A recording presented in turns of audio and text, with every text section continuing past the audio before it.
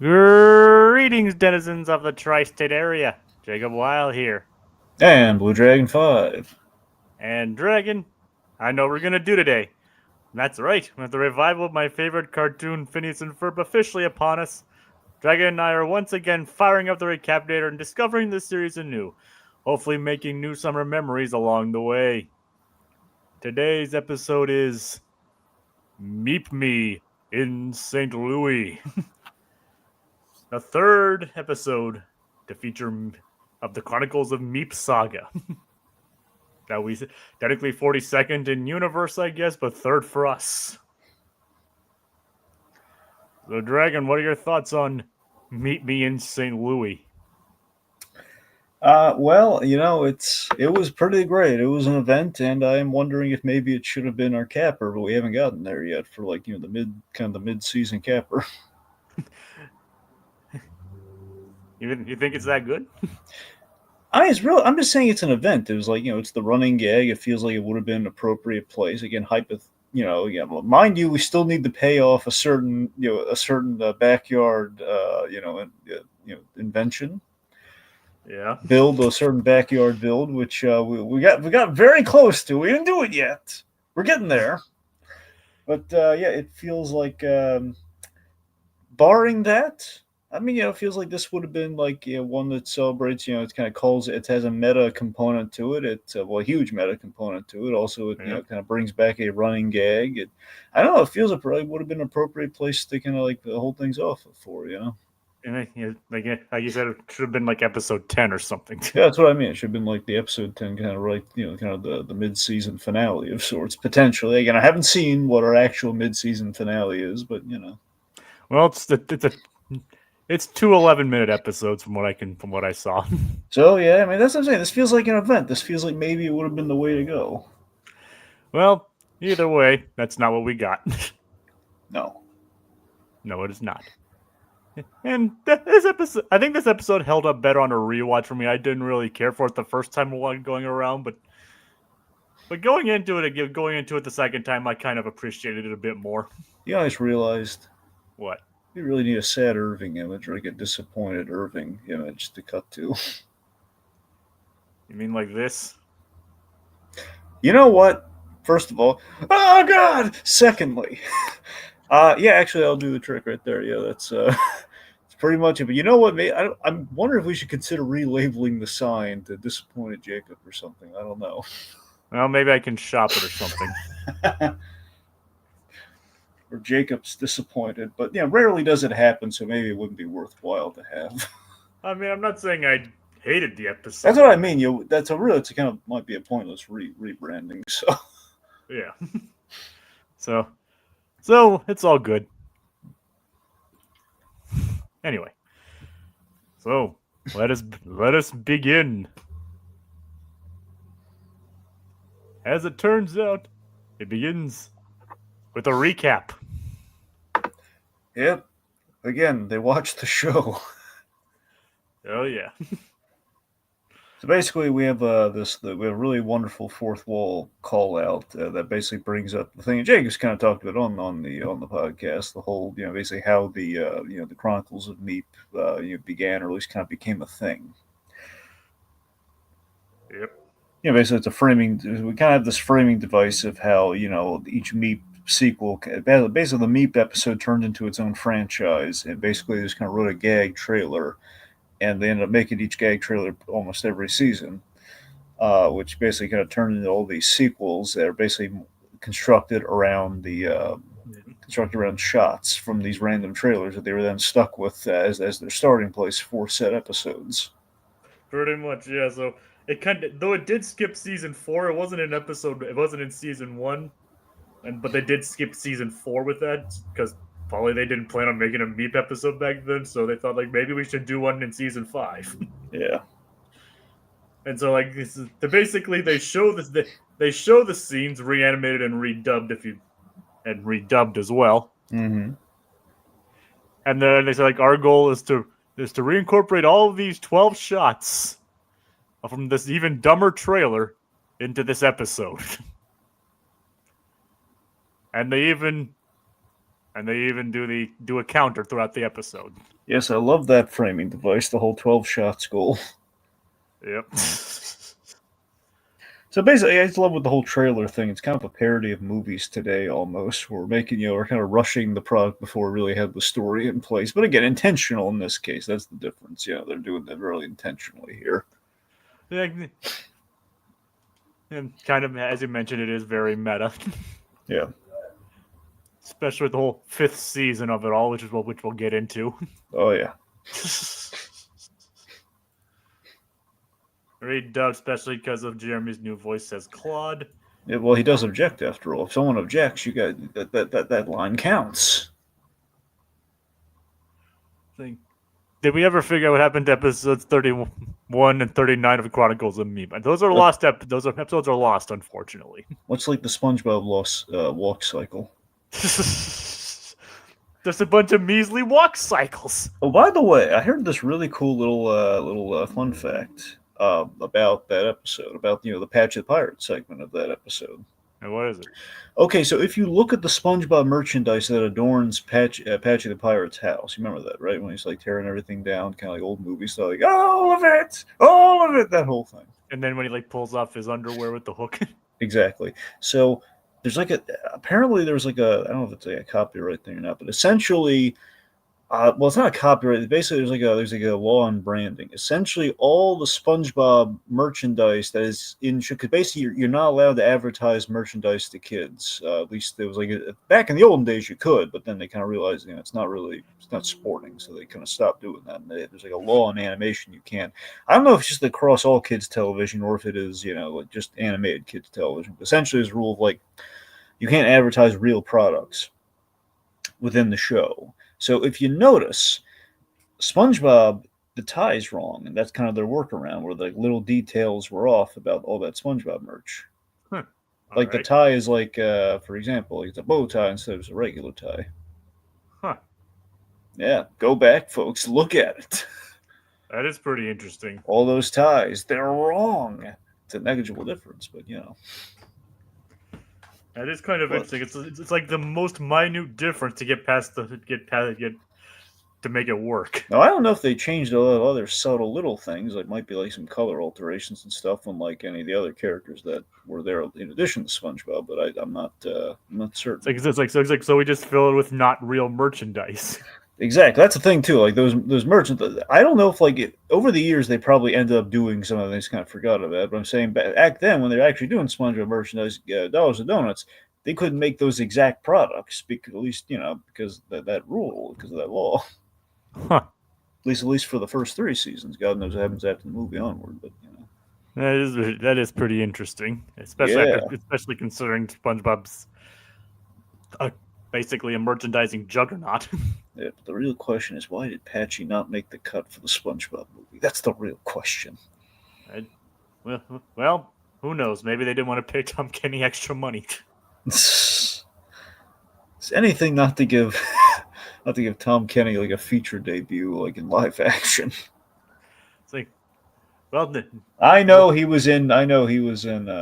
Wait, it's not. Sorry, there's 2 movies. He wasn't in Shakes the Clown. I mean, he was in. I know he was in Shakes the Clown, but that doesn't count. I didn't know what Shakes the Clown is. Okay, Shakes the Clown. Bobcat. You know Bobcat Goldthwait, right? Yeah. Yeah, so he did a movie where he plays Shakes the Clown. And Tom Kenny was in that? He was the bad guy in that. Huh, I didn't know that. Yeah. I was going to say, the only live action movie I know him in is Sky High. Well, yeah, you're right. And also, I remember, in terms of live action appearance, did you ever see Comic Book the movie? No. Yeah, he is. He and his wife, he and Jill Talley, Karen, the computer from SpongeBob. They are in that. That movie's made of all voice actors. That honestly, the one time you actually have voice actors in acting roles, in live action, is that movie, in which they're all playing parts, they're all playing characters. Some of them themselves, a lot of them, basically the voice talent are playing characters, and then you have a few celebrities playing themselves. Jill Talley was also in Sky High with him too. That's the only thing I've ever seen with him in live action. They were like the home buyers at the end when the school almost crushed. Yep. And also, in comic book, the movie stars Mark Hamill, and I believe he directed the movie too. It was all Mark Hamill. I know that much. You do? Oh yeah, I know he worked on it. I've just never seen it. Okay, it's good. All right, I'll have to find it. Yeah, it's got every. I mean, it has. It's like that. It's like that movie that was like that documentary put out. I know that voice only as a movie though. It's like, what if we took that cast and we put him in a movie? Like, I was like, I'll add it to my infinitely expanding watch list. Yeah. I have a 2-week vacation coming up soon. Maybe I'll try and find a time to watch it then. We'll see. I mean, You're going places on your vacation, aren't you? actually, I know it's going to be a staycation. Aha! Well, I hope it goes better than mine. Well, I hope so too. Yeah. Anyway. I have some things planned, so. Okay. So. Anywho, so we parodied the opening of Star Wars again. Yes, we. And we learned that this is, and we learn Meap is not voiced by Lorenzo Lamas in this episode. No, we upgraded him. I wouldn't say it's an upgrade with John Stamos. Hey! How dare you? I mean, saying Lorenzo Lamas is iconic as Meap. Hey, yes, he's iconic, but John Stamos. Yes, yeah, John Stamos, Mr. Full House himself. Yes, Uncle Jesse, man. That's not really a high bar. Oh my goodness, you. Yeah, it's a hot take, I know. Oh man, John Stamos is awesome. I mean, I'm not saying he's not awesome. I'm just You saying. just said he wasn't awesome. I just say he's not You awesome. said not a high bar. I'm just saying. I'm sure he's done other stuff. Heck, he was in Big Shot. Yeah. And Big Shot was good. Yeah. So I'm just saying he's done other stuff that is awesome. Made a very nice audiobook. All right, that too. I'm just saying. I'm just saying I still prefer Lorenzo Lamas as Meep. It was a very pleasant surprise that we had John Stamos play in Meap. I was very delighted to see that. And I'm not saying John Stamos did a bad job. I'm pretty sure folks rewind the tapes. You be the judge. What did he say? I never said that he did a bad job. I'm just saying. I still prefer Lorenzo Lamas as Meep. Okay. And I will say that having him kind of does add to the meta-ness of it. Yeah. So one of the reasons, you're probably wondering why do we have John Stamos in this. That's not the exact reason, but I do wonder if it's because some synergy with John Stamos, doing some Disney stuff lately, in addition to was it Big Shots? Yeah, Big Shot came out a couple of years ago, and it unfortunately one of the shows that got the Disney Plus purge. Do you mean the complete purge? Like you can't find it anywhere now, or like just it's they stopped making it. From what I understand, well, it did like end after 2 seasons, and Disney Plus removed it. Yeah, that's bad. Yeah. See, I still hate that they did. I hate that they completely got rid of the original. Like, not just they stopped making it, so they completely erased it. They snapped it. Only it didn't come back 5 years later. Then again, I think we have 2 years left. No, it's not going to come back. The point being, it's gone. Yeah. Okay. Anyway, what was I? All right. So the other thing John Stamos has been doing that has not been removed or purged. He is Iron Man on one of the kind of the kidified, Spider-Man, His Amazing Friends. You mean Iron Man's Awesome Adventures? Was he? No, well, I could have sworn he was. So there's Wait, no, that's like the Disney Junior show. Yeah. That's not John Stamos, I think, or is that John Stamos? Well, that's what I'm saying. He's in one of those. I think it's the Spider-Man one that he plays Tony Stark in that one, but I'm not sure. He plays Tony Stark in something in one of those types of shows. I don't think it's the brand new Iron Man one. I think it's. I could be wrong now. And I think they didn't get Lorenzo Lamas because I think he's busy. What's he doing? It's like I don't know exactly what he's doing, but I don't think they went with John Stamos out of. They did because they didn't want to work with Lorenzo Lamas. Well, I mean, again, it might be the gag, kind of like Aquatad's bringing up, like the Jeff Foxworthy gag. It's like we just go some different. We have the freedom to do different Meap voices, so why not? I mean, that's also a fair point. But yeah, so he's now voiced by. Think about it. If we do more Meap episodes in the future, we get any. Yeah. Yeah, basically, if we do if we do future Meap episodes, we get any celebrity guest star we want. That's pretty freeing. It is kind of. Also, it kind of calls out the animation industry to a point where we just keep getting celebrity talent. I don't know if that was intentional, but it works. Yeah. Anyway, but just again, sucker for Stamos. I think one of the last things, the last two things I remember him prominently being in, besides the recent stuff. I have not really seen any of the two recent things we cited. He had his show Grandfather, which I think it only ran for, I don't know if it ended up getting 2 seasons. I think it was just a 1-season wonder, but that was nice. It was him and Josh Peck. It was pretty good. And I remember loved it when he showed up. He guest starred in Gallivant. He was in Gallivant? You know who he played in Gallivant? Who did he play in Gallivant? John Hamm, spelled differently. John Hamm spelled differently. Yeah. So it's basically it's John Hamm, but it's spelled like Jean, like Jean Hamm, like Gean. like J-E. Yeah. I think so. I'm pretty sure that's how. But yeah, so he played John Hamm. That was like the guy. Like, we couldn't get John Hamm. We got John Stamos though, playing John Hamm. That's funny. I think it pops up in like 2 episodes. The second one's even funnier. The second one's a glorified cameo. He gets like at least one. He's like Gallivant's rival in like episode 2. The point being, I'm a sucker for John Stamos. But anyway, so we're in the midst of a chase scene here. I mean, don't get me wrong. Gallivant is definitely funny with Gallivant. Yeah. So he's being chased by the Alliance. What is it? The Alliance commander. Really, I think the Disney Plus screwed up the subtitles on it because it says Elias, which you gotta wonder, intentional or not. Just a typo, or is it actually a reference to Elias Disney? I think it's a typo. I know it's a bums. A guy can dream, can he? Yes, who can? Yeah. The Alliance commander voiced by Leslie Jones. Yeah. So, all right. So one last John's. I'll save for actually when we get to the voice gag. Keep going. So Susie's birthday. Yep. So we already got a couple shots out of the way with that one, but we get the Bangaroo one going. As a matter of fact, I object this union because it's cuter than my shark koala. Yeah, so this was kind of, admittedly, this to me was a little disappointing with the whole. But then again, where could they have gone? Like the idea they threw I think I told you this the last time we did that the previous Meap trailer gag. It was a lot like that Family Guy episode. It was a lot like I want to say Family Guy's first 2-parter was the Thin White Line, and the top of episode 2 they had they had the recap that basically recapped it all these random shots that were never going to be in the episode. And it was like this thing where again, it's just Phineas and Ferb took it to 10. I wonder if Pop worked on that episode, but I'm not sure.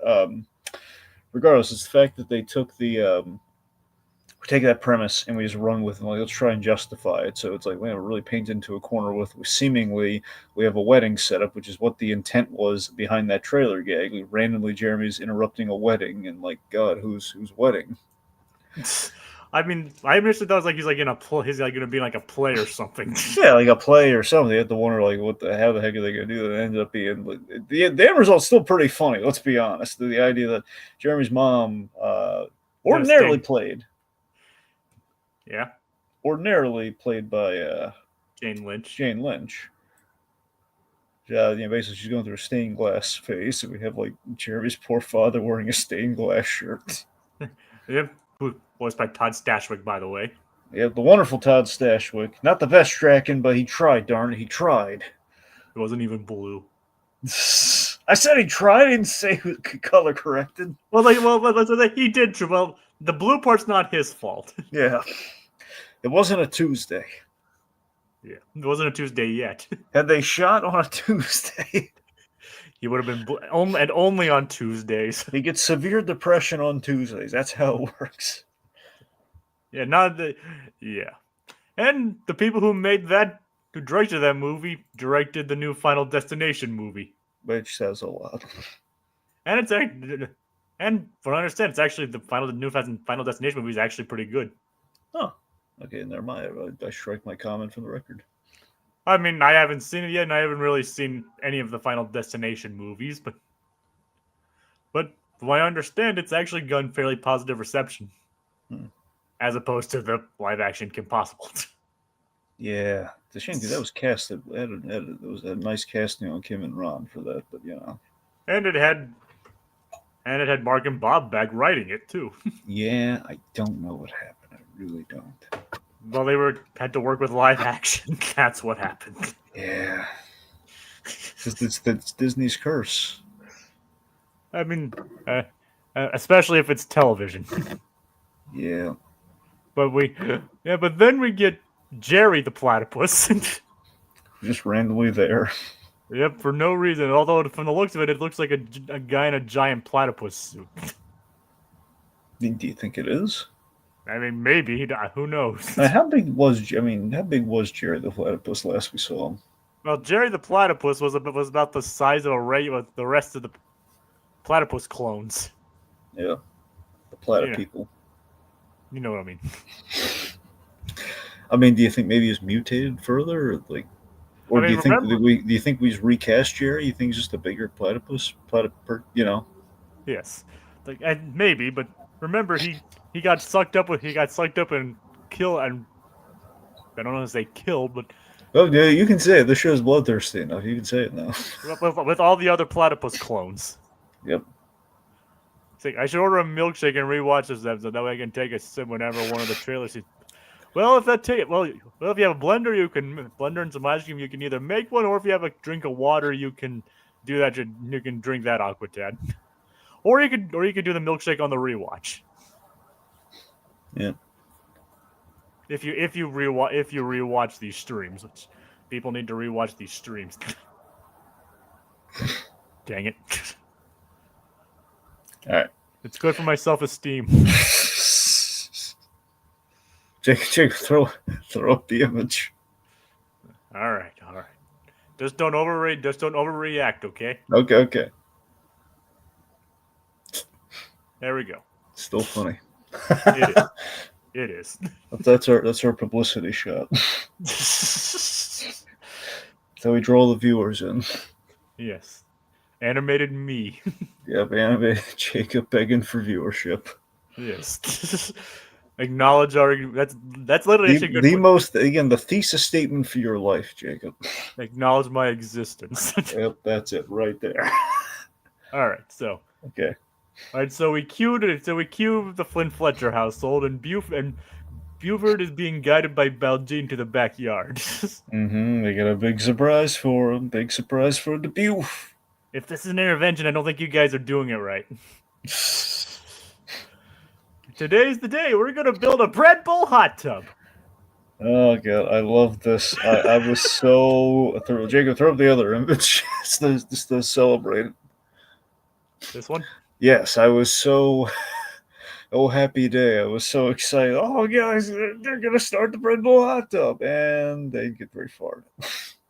Well, maybe if Buford hadn't run out in celebration. Yeah. But look at him in his prime. Oh yeah. Yeah, look at that. Look at that pride. Oh yeah. That would have been Buford. But unfortunately, he was too celebratory to build that bread bowl hot tub. But then Meap. Yep. So Buford hates. Buford actually hates John Stamos. Yeah, I get. Apparently, Aquatad needs to rewatch the Excalibur recap. That one was great. Well, thank you. Thank you, Aquatad. If you don't mind, tell us exactly what you loved about that one. Yeah. Because I'm genuinely curious.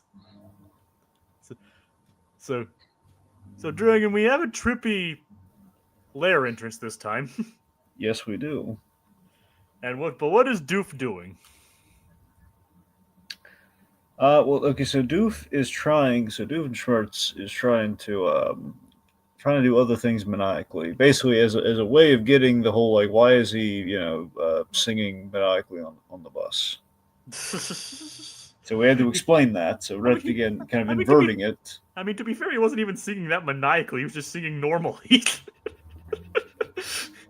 Yeah, but I as you think were the saying, song was about singing maniacally, wasn't it? I was like, I'm just a guy who's a sucker for the sounds of mass transit.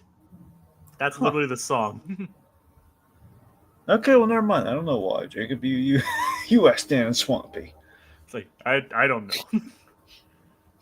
It's not really that big a deal. Or is it the point being he's trying to do other things maniacally just so he doesn't become a one-trick pony about the whole? It's always laughing maniacally. I want to expand my brand. Yep. So it's like, He wants to be part of a fiber-high diet, of a fiber-high breakfast. and apparently, speaking of which, going to the bathroom was a failure of. This is a failure of epic proportions.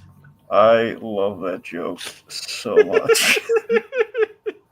It requires no explanation, does it? Get it? Reminds me of the Poop Cruise documentary. Oh God. Apparently, that says the introduction of Phineas lives forever in my head. I'm wondering if that refers to the Excalibur episode. But I'll have to rewatch that myself to see what the. But yeah, the poop cruise thing you meant. I remember. Did you tell me about that? Like when in the Aurora Borealis episode. Yeah, I did. Yes. And that was. Did you end up watching? Did you watch it yet? Unfortunately, no. It's only like 40 minutes, man. Watch it. I have a day off tomorrow, so I'll probably watch it then. All right. The Dragon. I have a lot of things I want to watch. So that's what Doof's doing. Yeah. Well, you know what you should do? What should I do? Okay, now I don't want to deter you from Poop Cruise, but you should. Heaven forbid I should not want to watch Poop Cruise. Well, it's only 40 minutes, maybe 50. Regardless, you should put all the stuff you want to watch on a wheel, and like one of our wheels. Maybe. Spin it. And that's how you at least how you start. And do a little sample of things.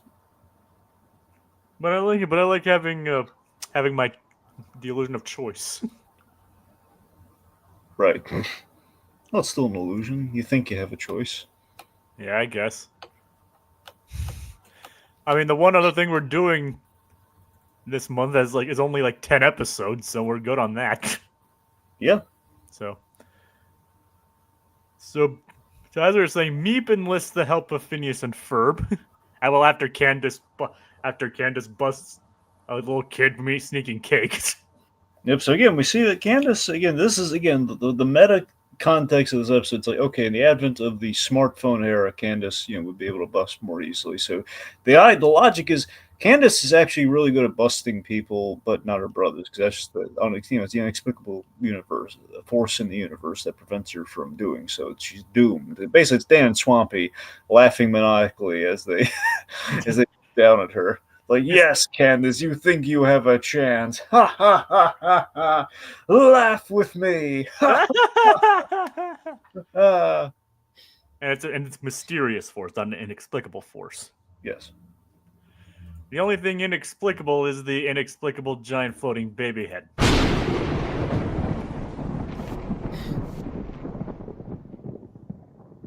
Work that in somewhere. Yep. All right. So yes, you can bust anyone but her brothers. So a smartphone.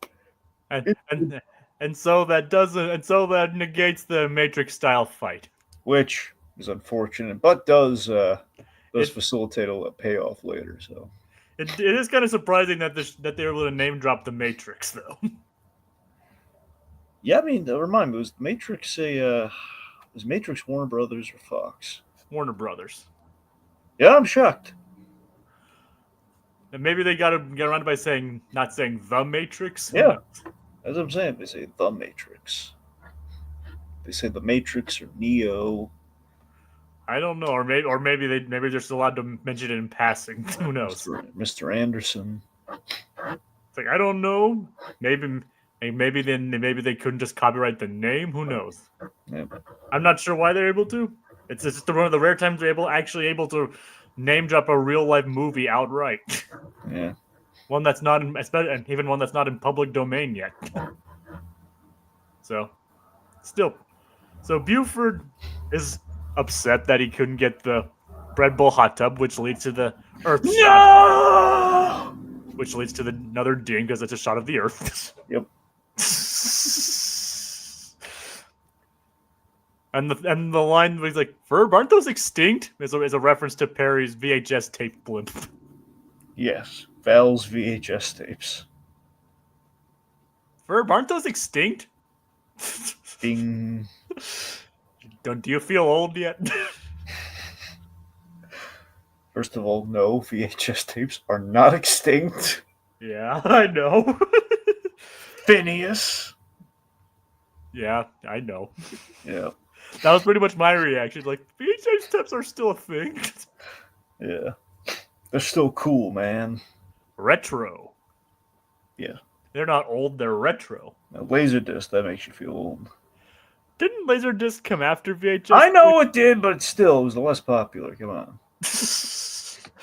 I'm just trying to get my facts straight here. Yeah. Alright. Like, remember when Pong was a thing, Jacob? Yes, I do. Yeah. Although technically Pong came out before I was born. Well, yeah. But yeah, I do remember it being a thing. Yeah. But yes, apparently VHS tapes are extinct. According to Phineas. At least, Generation Triangle. Yes. So they learn what is Mitch's plan. First of all, we have the John Stamos kind of reveal, and I just love the whole That's why I sound like John Stamos. I love the translator idea. I love the idea that now the translator. Cause I was really bummed that we were going to lack the mustache, but then I saw there's a little mustache on the translator. It's adorable. Yep, and it's like that's why I sound like John Stamos now. I love that he worked in Have Mercy. I laughed so hard. Like, oh my god, he worked at the catchphrase. Oh great. Is that a reference to Full House? Yeah, his catchphrase was "Have mercy." So the fact he's threw in his little catchphrase. There's like, yes, they're taking full advantage of the John Stamos. Yes. Yep. That makes sense. All right. Okay. Point being, so Meap gets the gang together, Candace and the boys and everyone, so they can save the day from Mitch and catch him red-handed. So, yep. Which ends up being more literal than we think. So essentially, Mitch's plan is he wants to. He's looking for a treasure, the treasure of Zachariah Yore, which was a character mentioned in Meapless in Seattle. Yeah. And so basically he's using a fake vacation package for a bunch of unsuspecting aliens as a means to fund his expedition. Again, feels like an intergalactic cruise. Although it's definitely better than the poop cruise. I mean, look, Mitch is an incompetent captain. If you got him, they're there for an indeterminate amount of time. We don't know what he's put them through. Well, man. Well, then again, the only place we do see is with raining crustaceans. Yeah, imagine there are other places they could have ended up before then, Jacob. That's all I'm saying. I'm saying a documentary crew, Oh, why does this remind me of the Tom Selleck gag from Meet the Robbins? Yeah, it is kind of reminiscent of that, I guess. It's a good joke. I still like that Tom Selleck gag. Like, what does your father look like? Tom Selleck. Okay. It's really weird that we did not give him a mustache, though. Yep. Once you find out who Wilbur's father is, it makes sense why. Oh yeah. Spoiler for a 19-year-old movie, which we should provide. We need to do a 20th anniversary for Meet the Robinsons next year. Yeah, we probably should. Yeah. That came out in 06, right? I'm pretty sure it was 06. I'd be shocked if you told me it was 05. Actually, it was 2000. Actually, it was 2007. Crap. So I was mistaken.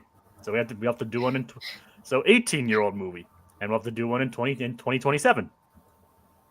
We might not be alive in 2027 though. I mean that's a little pessimistic. Yeah, I said might. I don't want that to be the case, but I mean, All right. Well, I hope don't we know. are. Well, I also hope we're alive in 2027. Yeah, 2 years isn't that far away. I know. All right. So in order to get the aliens here, So we're gonna spend the rest of the podcast talking about how cool Tom Selleck is. So Tom Selleck in Blue Bloods, he plays Frank Reagan, and oh my goodness, he's like Teddy Roosevelt as a police commissioner. It's kind of like what if you took Teddy Roosevelt, you can combine him with Commissioner Gordon, but you did all the boring police stuff, but you still made it cool somehow.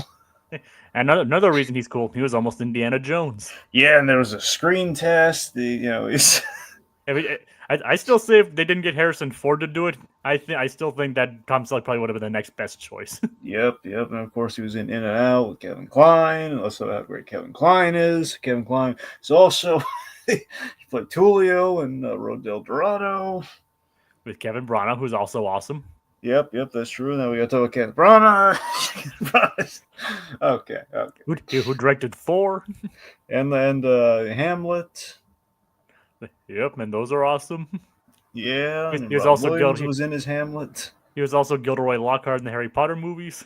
Yep, and he was the least impressive part of Tenet. Tenet, yes. Oh, you mean the Christopher Nolan movie? Yes, the Christopher Nolan movie. Yes. Oh, Tenet. Yeah, Tenet. It's Tenet. Yeah. You're saying Tenant. Wait, so it's Tenet. Yeah, it's Tenet. Tenant. No, Tenet. Tenet. Yeah, Tenet. Oh, well, okay, it's Tenet. It's a palindrome. Right. Well, where's that palindrome? So the way you say it is Tenet. Well, it's yeah. I'm trying to say Tenet, like Tenet. Yeah. Who else is in that? Who else is in that? John David Washington's in it, so Denzel's son. Robert Pattinson. All right. And I believe Aaron Taylor Johnson. I'm not sure. Makes sense, I guess. And God, I forget the lady who's in that. But anyway, point being, got the cool whip. Yeah, it's not. No, it's not the same. It's the cool whip. So, and Tenet's also known as the movie that made Christopher Nolan extremely salty towards Warner Brothers. That's very true. I think that's the reason the movie's more famous now than anything else. Also, let's just get it out there. Zaslav sucks. Well, that was before Zaslav. That's just. I can still say it's just Zaslav sucks, right? I mean, yes. But I'm just saying I don't think he had. He's been pulling more crap lately, Jacob, and I don't like it. Well, explain that before I'll explain that after I do say I don't think he had anything to do with Tenet, though. No, he didn't have anything to do with Tenet. I just wanted to get that in there. All right, so what's he doing? Well, actually, he was on the bubble. He might have been like Tenet was like 2020, but then again, it was in the works. It ultimately came out in 2020, so I don't know if technically Zaslav, I think, came to power in either 2019 or 2020. So I don't. Well, I guess I don't think it was his decision to move it to Max. That's true. But what's he doing this time? Well, I don't want to. Well, here's the. Well, I don't want to will it into existence, but let's just say he's doing some devious, crackdowns on the security of HBO Max, which is going to upset a lot of people and price hikes and all that kind of stuff. What do you mean? He's been very transparent about the whole thing of like he's going to soon, Max might crack down on password sharing stuff. Oh boy. Like they all are, but I'm saying, but he's been very deviously transparent about like, oh yeah, we're building the audience, and then we're gonna get them, and then we're gonna hike up the prices. The man's just pure evil. Well, now there's the whole thing with Skydance also apparently preparing to buy Warner Brothers as well. Yeah, well, also there's Skydance Paramount. Yeah. Yeah. Paramount buying Warner Brothers as well, possibly. like I said, I always call back to the time I heard that Disney was buying Fox. Like, okay, like that's just a rumor. There's no way it's gonna happen. Then I'm like, son of a. Also, here's something. This Paramount news. It's really bad. I'll tell you why. Well, it's not really, really bad, but it's just like it doesn't bode well. Paramount Plus has been doing some really shady stuff recently. I'm really upset about it. What happened? They okay, well, it's going to be a whole tangent. Let me see if I can economize it a little here. Okay, so no one tell me how it ends because I'm going to watch it this weekend. Okay, and here's the reason I haven't watched it yet is because Paramount Plus.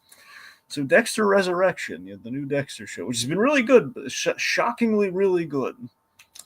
Okay. Basically, Paramount Plus has been doing this thing where they have like 2 tiers of subscription. Or basically there's like I forget what stupid name they applied to it, but essentially it's like there's regular and then there's like the ultimate version. The ultimate version's like it's like 12 or however it's a more expensive one versus like the regular one with commercials.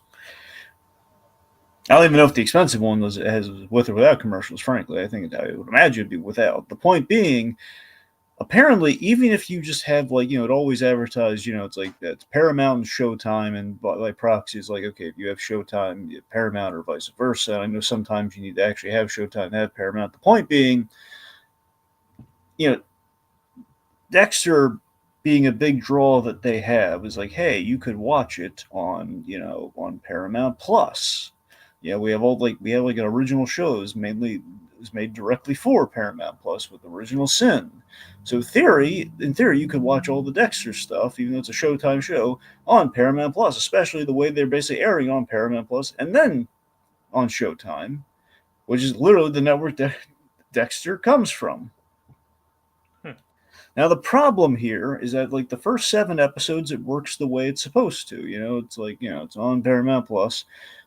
But specifically, it's like on show. Like if you had Showtime, you could watch it like on demand or on Showtime, and then simultaneously you had the option of like okay, Showtime and or Paramount Plus. So first 7 episodes work seemingly as it's supposed to, or if So then come episode 8, and it's like a 10-episode season. It's literally like the last 3 episodes. Okay, episode 8. It's not coming on. I can't just watch it like on demand. So you can only watch it on Sunday. You can only DVR it on Sunday because for some reason it won't. It's not just going to on demand like to watch it. It's only available like to watch afterwards, like at your leisure, on Paramount Plus, which is like we're supposed to come on early. I know I'm trailing off. I'm boring everyone in the audience. My point being, it's like full. They have these little lock icons on a few movies as well as Dexter New Blood, and the thing is here, it has a lock on there because it wants you to upgrade to the ultimate, more expensive one, and that's just really shady to me. It's like poor Tiki. Okay, I told him how great Resurrection was. I've neglected to. This was a very recent thing. By the time I told him, because I forgot to warn him. And like he got like the base package. It's like, well, he got screwed out of the one thing that he wanted to watch. Oh, that sucks. That's what I'm saying. It's terrible. It's like the thing. So you said Dexter Resurrection? Yes, Dexter Resurrection. I have like the yearly package, but I'm not seeing any locks next to the final. Well, that thing I think you have like that's what I'm saying. You don't have like the monthly thing. If you have the yearly one, you're covered. That is pretty weird. That's the thing. If you do like for the monthly crowd, that's the thing. It's like you do like the monthly thing. Anyway. The point being, it's like for some reason separated by package or something. So it's unfair to like anyone who's like going, hey, I would like to watch it. Even certain like Bill Murray's stupid dog movie that's out now. I'm sure it's good, but I'm just saying it's like I'm sick of dog movies. The point being, he's got this dog movie, and it's like if you want to watch it, has a lock on. It's not even just the Dexter. It's like everything. It's like almost all the new stuff. It's like, hey, come watch our content. Nope. You spent your monthly. You spent your monthly subscription not so wisely, apparently. That sucks. Yeah, so it's unfortunate. It has me in a tizzy. Anyway, back to the episode. I recently started SpongeBob DocuPants again. Oh, hey! I didn't finish it the first time, so I'm going to watch through it again. It's on Amazon, though, right? It's also on Paramount Plus. Like, don't get Paramount Plus the business, man. I'm subscribed for the year, Dragon. I know, it's just still, it's like, Paramount's a bunch of jerks right now.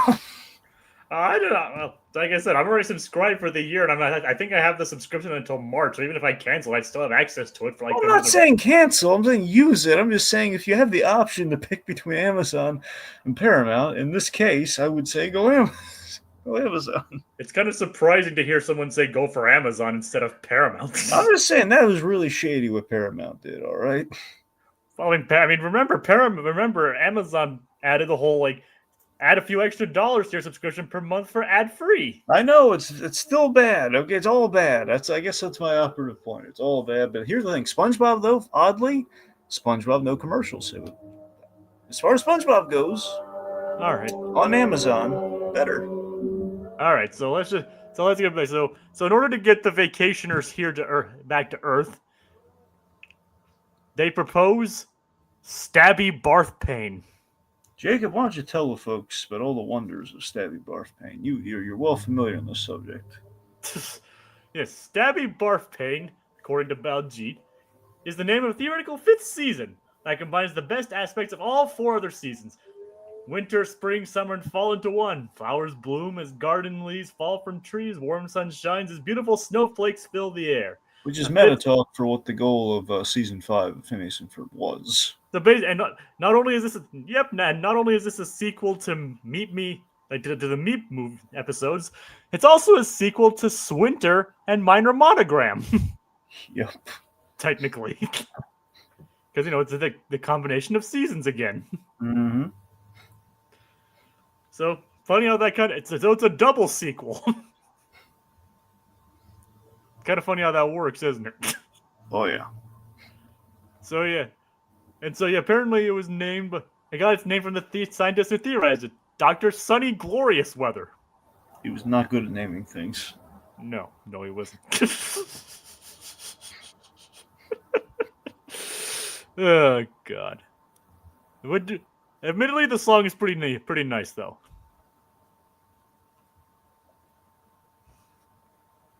All right.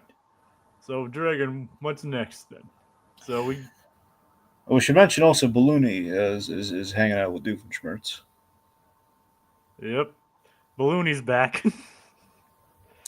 I hope they got Perry to kind of help him figure out things to do maniacally. I don't know. Please! It's annoying, but it works. And Perry helps him be evil. That's hilarious. Well, more maniacal than evil. Yeah. Yeah, you're right. But so I guess Perry didn't want to cross that line. But also, we set up the ride from outer space. Yep, and he walks he built another one. They built another one, but then he tries to lock it, but then as he walks away, it explodes, creating another shot from the trailer. Yep, and it's like, oh god! So again, we pointlessly blew it up, but we need it. So they built another one. Because the remote is kind of ambiguous. Yeah, besides, Ferb built these things so we can take Vanessa out on dates. Let's just hope he doesn't blow one of them up when he's on a date with Vanessa. Yeah. It's like wait, Ferb, that's the wrong button. It's like, that'd be a gritty reboot. That's a hypothetical gritty reboot. Yeah. All right, so what happens next, Dragon? Let's see. So, by the way, I want to highlight one of my favorite line, one of the funniest lines in the episode. Yeah. Okay, Norm, as we're walking and kind of trying to figure out maniacal things, we see Norm has crashed into a fire hydrant or something. Norm says, "I made a dinner date with the jaws of life." So, Dragon, does he sound like John Viner now? Yes, he does. Good. Not as loud though, but it sounds like him. Well, that's good then. Because you said the last few times he sounded a bit off. He did sound off. I think now he's kind of back in the swing of it, but yeah. Well, and that's the only time we hear Norm this episode. Yep. All right, so we go to St. Louis. Yep. Or St. Louis to the uncultured. Because that's where they find. That's where they will find the treasure of Zachariah Yore. Essentially, the giant arch of St. Louis is actually a handle. It's a It's a very handle. Men in Black reveal, don't you think? It kind of is, yeah. It's Kind like of the reminds whole me like yeah, of go on. the water tower or whatever it is. Yeah, basically no, God, they're like at the It's state fair. It's like at the little state fair tower thing or well Coney Island. the World Fair thing. World Fair, yeah. I don't know if it's like a water tower or some kind of or just any kind of tower there, but yeah. Yeah. It's like, but so yeah, it is. It turns out the gateway arch is actually a suitcase handle or briefcase handle. Attached to a giant gold attache. Yep. Containing the treasure of Zachariah Yore. Yep. Who knew? Yep. All right. So. All right. So Mitch makes it. Mitch makes it there, and he's also aware of Stabby barf pain. He's eating at Arby's.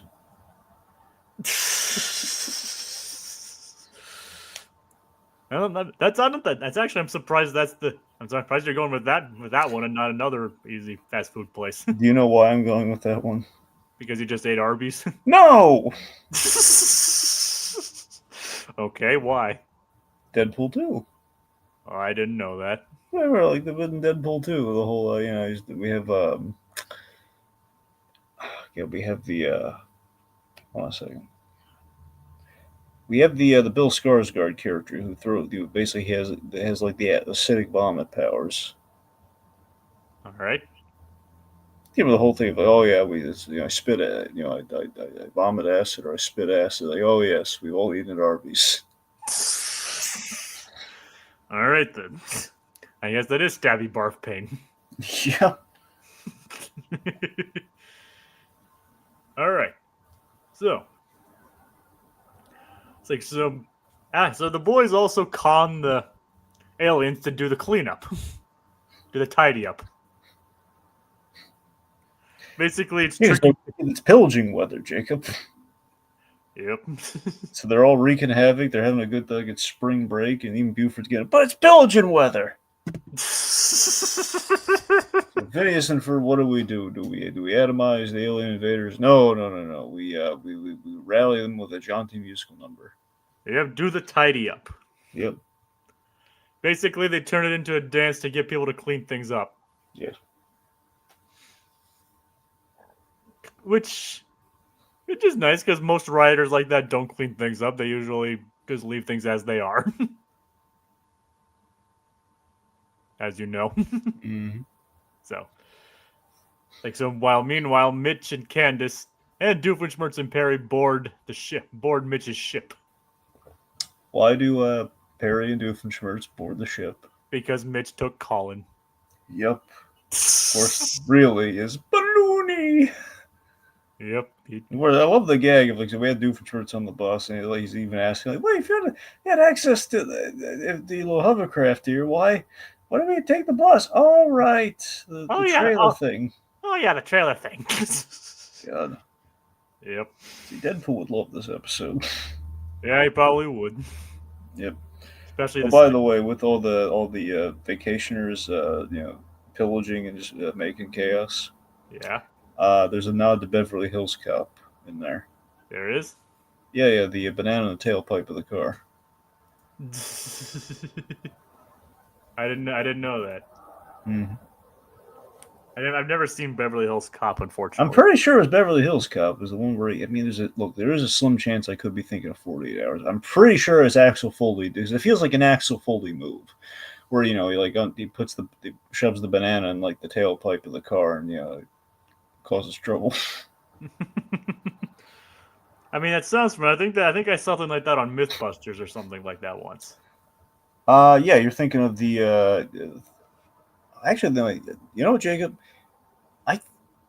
I wonder if they also did that one. I think you're thinking of American Graffiti on MythBusters, where they did the thing where you tie something to the axle of the car and like they go off and it just completely removes it. Is that what you're thinking of? I mean, I am thinking of that, but I could have sworn they also did the tailpipe. I They guess did. it's true. Maybe they did both. I mean, I don't know. I loved it when they tackled the movie myths, by the way, which I don't think they did nearly enough. I mean, their whole episode's dedicated to movie myths. Yeah, that's what I mean. There are episodes dedicated to it. I kind of wish, part of me wishes the whole show. Yeah, I mean, well, not all of it can be movies. They'd run out of material eventually. That's true. I miss the MythBusters. Yeah, I remember when they did like the Jason X kill, where they like froze a head in liquid nitrogen to see if it would shatter like it did in Jason X. Was it busted? Well, yeah, it was shattered in a million bits.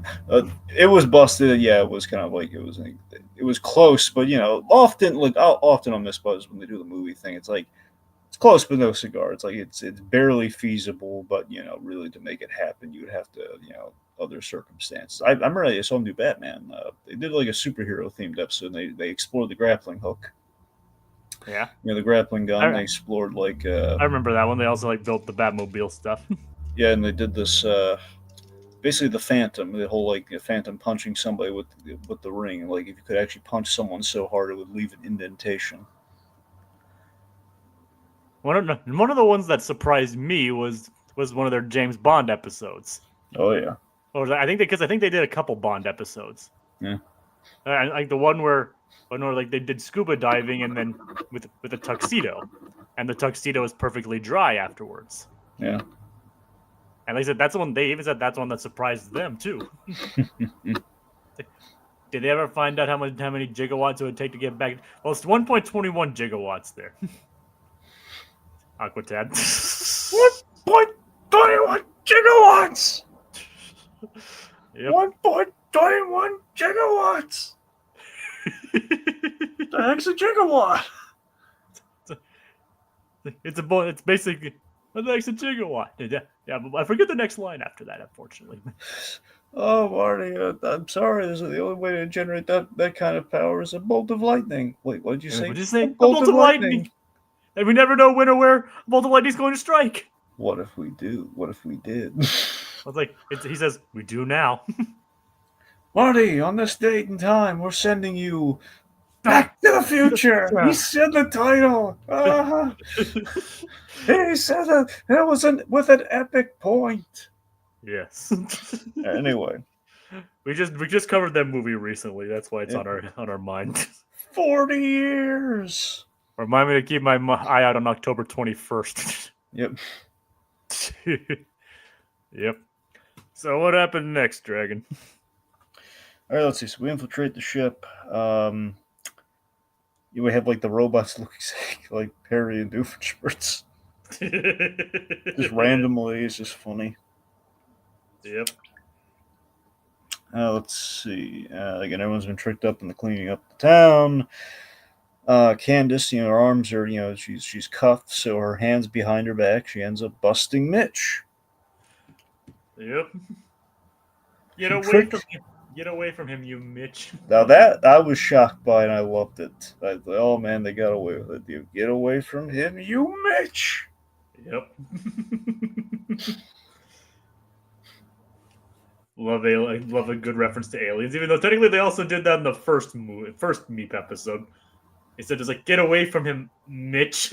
Yeah, but this is like very directly, you Mitch. Yep. Yeah. Anyway, so point being, they've exposed his actions. Literally call him red-handed because like the red glove that's like holding the arch. Yep. And they trick him into basically going for the Men in Black turbo button on the clicker on like little key fob, and it ends up actually blowing up. No, Jacob, do you know what time it is? Yes, I do, Dragon. It's Gritty Reboot time!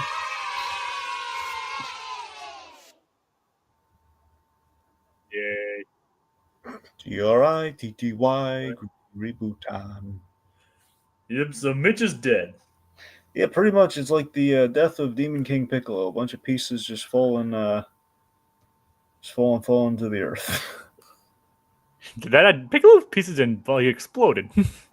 Yeah, I mean they explode, and they kind of like, I mean, you saw like some pieces in the, like, again, point being, he blew up into several pieces. Alright, I just don't remember that detail. I mean, look, you don't see it graphically. I'm just saying, like, you're chunks, like in the, not arms or limbs or anything. I'm saying there are chunks that are being blown, like he's blown apart. Well, I mean, that was after he got impaled.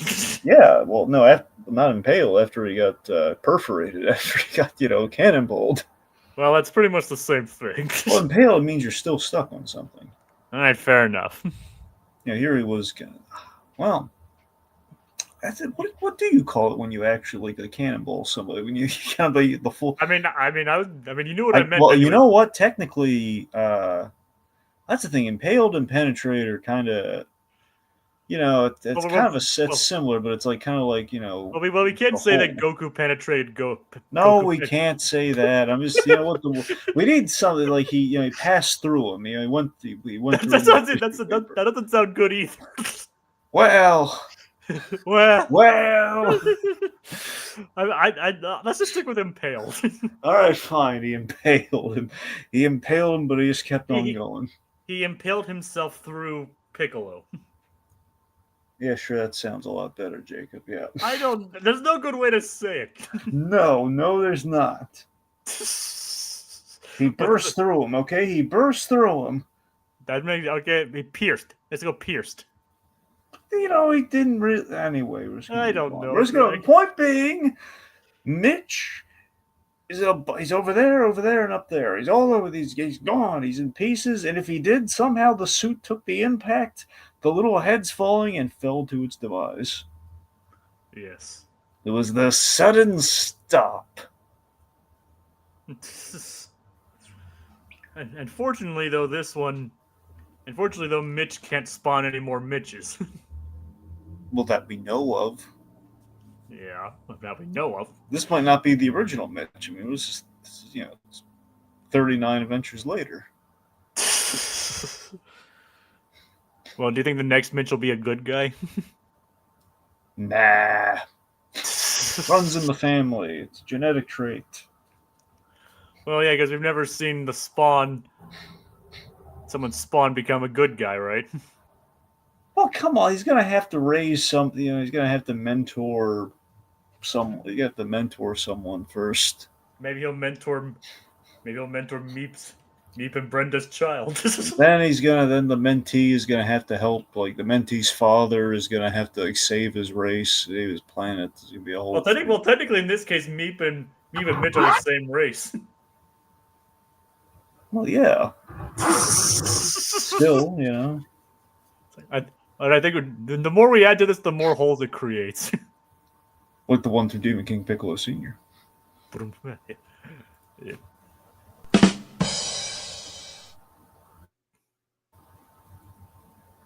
All right. I can't believe you forgot we had a sound effect for a moment. I didn't forget. I had to switch through different tabs. No, you said you did the boom shoe before you switched to that button. I wasn't doing that. Yes, you did. Yeah, everyone heard you do that. I was trying to find out. I was trying to say something else, but then I remembered I had it. That's what I mean. That's what I'm saying. You, for a moment, you forgot. You remembered that you had it. Like I had to switch through multiple tabs to find. If only you saw how much I had to flip through to find. No, I know. That's fine, Jacob. I'm just saying. For a moment, you did though. For a moment, you're like, "Oh wait, I have that." All right. I didn't forget, but whatever. But whatever. Anyway. So they put it back. They put the treasure of Zachariah back in the earth. Yep, without filling in the hole. We get the final shot from the trailer of Meap, not the final shot, but Meap standing on the arch. Meap. Ding.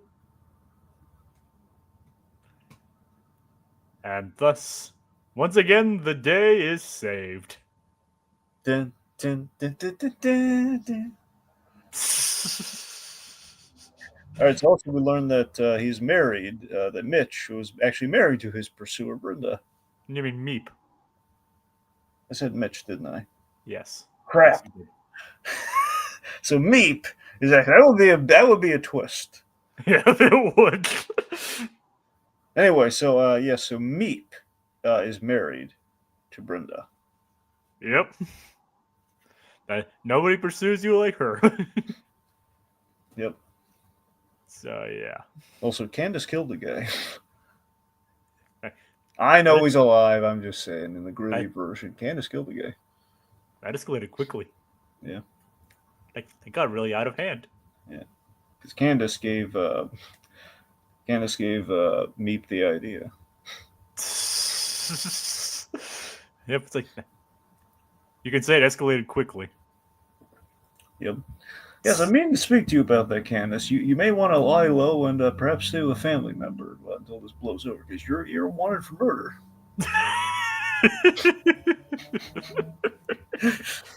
Oh God.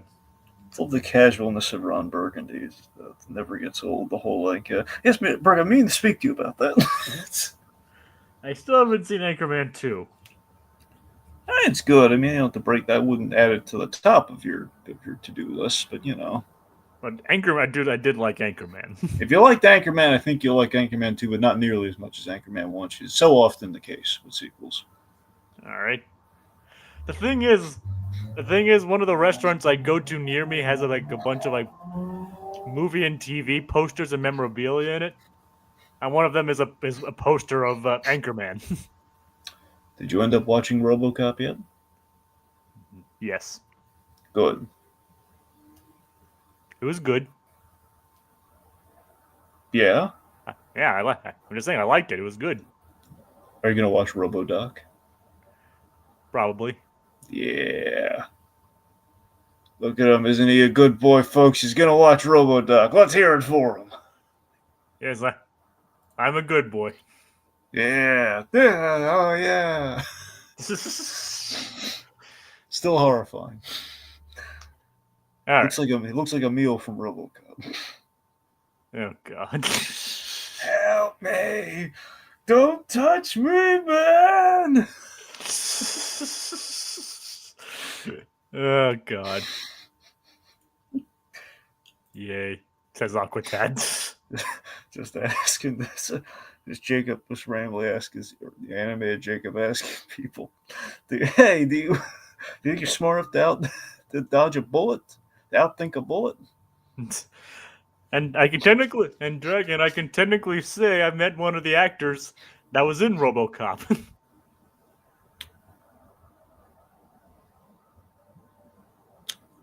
Which one? Bill Farmer. All right, yeah. You always do the book. Yeah, yes, you have, Jacob.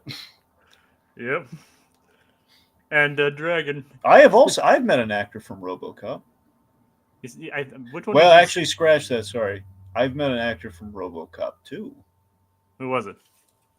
Frank Miller, who wrote that movie, who was in that movie as well. So unfortunately, not the original RoboCop. That unfortunately has eluded my grasp. And Dragon, there's yet another guest that's been confirmed for my upcoming convention. Let me guess. I'm gonna keel over now if you say Tom Cavanaugh. Don't say Tom Cavanaugh. It's not Tom Cavanaugh. Okay, who you got? It is someone from a show you've discussed on this channel before. Paul Rugg? No, it's not Paul Rugg. Unfortunately, That kind of counts as our Freakazoid reference. We're just gonna move on. Yep, but let's just say it's someone you unlocked. Michael C. Hall? Mike Coulter. Oh! Yep.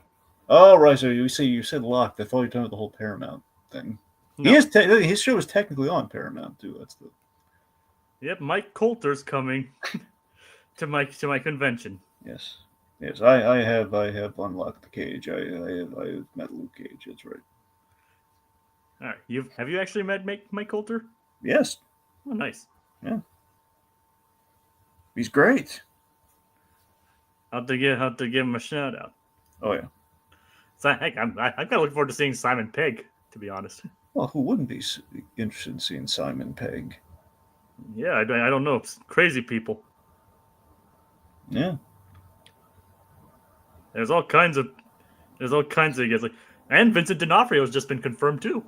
Ooh. But not Charlie Cox yet.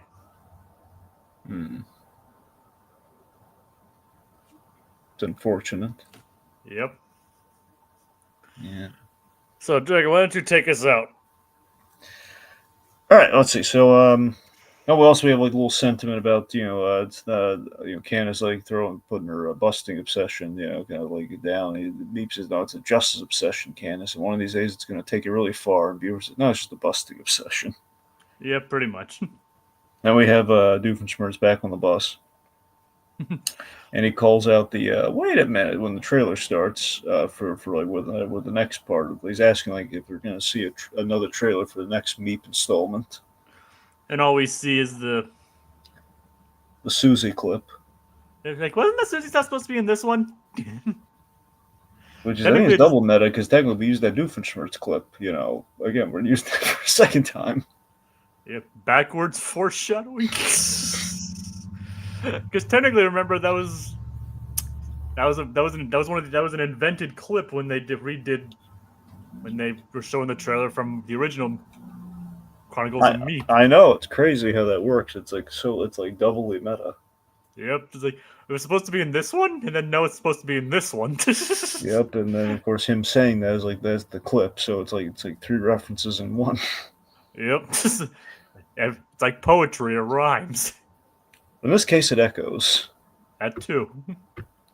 But yeah, so they're like, okay, yeah, it's a victory. So they get all 12 clips in, and Aquatad is doubled over in milkshake. Yep. Hopefully you had a good flavor of milkshake, Aquatad. Was it like? Hopefully you had a good flavor of milkshake. So. Yep. Because we wouldn't want you to keel over on a bad flavor of a milkshake. Yeah. So. If he's going out happy.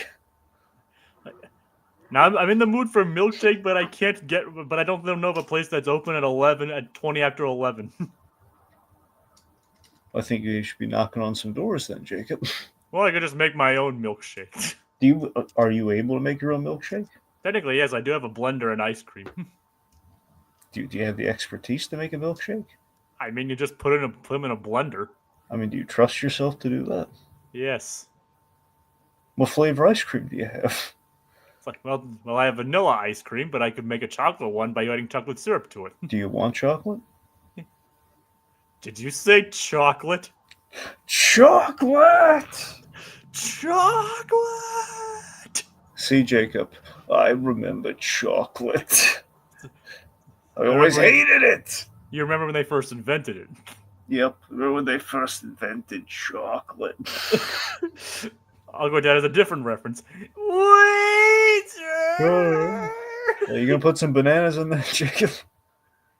I don't have any bananas. Do you like bananas? Yes, I like bananas. Do you like strawberries? Yes, I like strawberries. Okay. But I don't have any strawberries either. Much. Do you have any fruit in the house? Grapes. Hey. And apples. You want to do grape? No. I don't want a chocolate grape milkshake. I didn't say, okay, in lieu of the chocolate, okay, vanilla and the grape. I don't know how a grape milkshake would taste. Well, there you go. I'm gonna wager a guess. It might taste like grape. It doesn't mean it'll taste good. I mean, I didn't say that. I said it might taste like grape flavor. And if I put grapes in, I think it's not gonna be a milkshake. It'd be a smoothie.